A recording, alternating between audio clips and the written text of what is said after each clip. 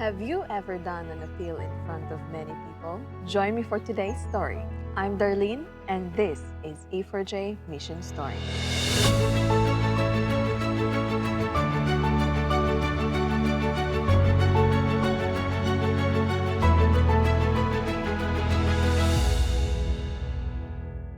On the last night of the mission trip in La Union, I was the one that was actually given the message. And before giving the message, we were told that there were like 5 persons that already signed up to be baptized. And we were already super happy about that because when we got there, we were told that a lot of the persons there they don't necessarily want to be baptized. And we prayed like even from the beginning that God would actually touch their hearts, that they would actually make a decision for Him.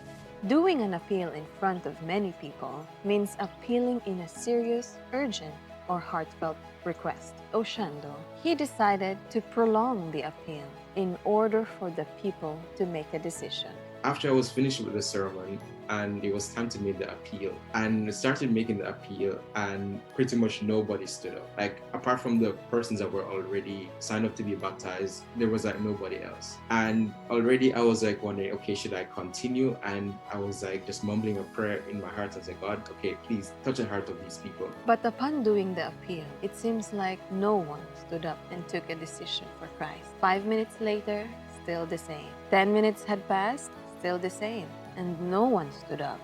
Then 15 minutes later, and this was probably one of the longest appeals that I've ever done, because somehow I just had the feeling that God wanted the time to just work on the hearts of the people that were there. And this probably went on for maybe 5, 10, 15 minutes or so. And then eventually there were more than like about 5 people that stood up and they came to the front and they also shared that they wanted to be baptized. And for me, that was just such an heartwarming moment to see that that they actually listened to the Holy Spirit speaking to them. They came forward and they actually decided to give their life to Christ. Friends, how many times will it take you to make a decision for Christ?